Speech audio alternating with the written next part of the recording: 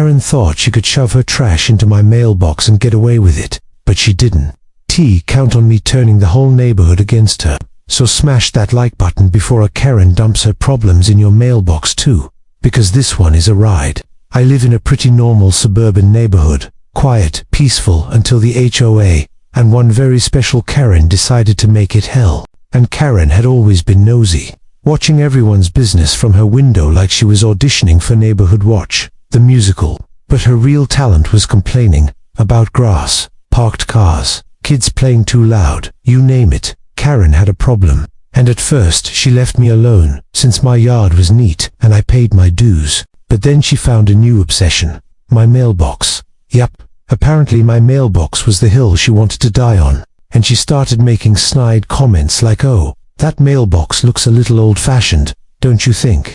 Or you know, the HOA prefers uniformity, but my mailbox was 100% regulation, nothing wrong with it, she just didn't like it." And when Karen doesn't like something, she finds ways to make your life miserable. It started small with candy wrappers stuffed inside, which I thought were from random kids, then half-empty soda cans, then full-on garbage bags, and one morning I even found leftover takeout, cold fries and a greasy burger wrapper shoved right where my mail should be. And that's when I realized it wasn't random, it was deliberate, and only one person hated my mailbox enough to do it. Karen. Now I could have yelled at her, but yelling at a Karen only fuels their victim act. So I needed proof, and I bought a small motion-activated camera, tucked it in a flower pot, aimed it at the mailbox, and sure enough, day 3, there she was, middle of the afternoon, strutting up with her little lapdog in one hand and a wad of trash in the other, looking around like a cartoon villain before shoving it in, and even smirking at the camera,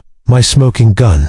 But I didn't just want to confront her. Oh no, I wanted everyone to see who she really was. So I clipped the footage nice and neat and dropped it into the neighborhood Facebook group with the caption, "Friendly reminder, putting trash in mailboxes is a federal offense. Wondering if anyone recognizes this neighbor." And within minutes, the comments blew up. People tagged each other. Some laughed, others were furious. And turns out Karen had been a menace to more than just me. One person said she dumped her dog poop bags in their yard trash bin. Another said she accidentally knocked over their Halloween decorations. And suddenly the whole neighborhood had a place to vent. Karen tried to spin it, commenting, "This is harassment. That's not even me." But the video was crystal clear. Her haircut, her outfit, her dog, undeniable. And people roasted her in the comments. Memes started. Someone even screenshotted her face and made a Trash Bandit Karen meme that went viral in our group chat. Then, a neighbor who works for the post office chimed in and reminded everyone that tampering with mailboxes isn't just rude, it's a federal crime, which shut the argument down real quick, and Karen went from smug to silent in seconds.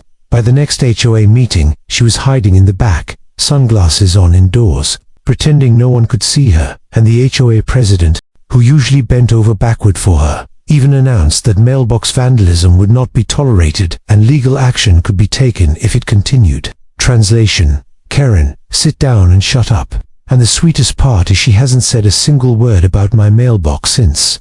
No more trash, no more comments, nothing. She even crosses the street to avoid me. Now, while my mailbox still stands strong and her reputation is shredded like the garbage she tried to dump into my life, because she thought she could humiliate me, but instead I humiliated her in front of the entire neighborhood. And now, every time she walks by, she knows everyone remembers exactly who the Trash Bandit really is.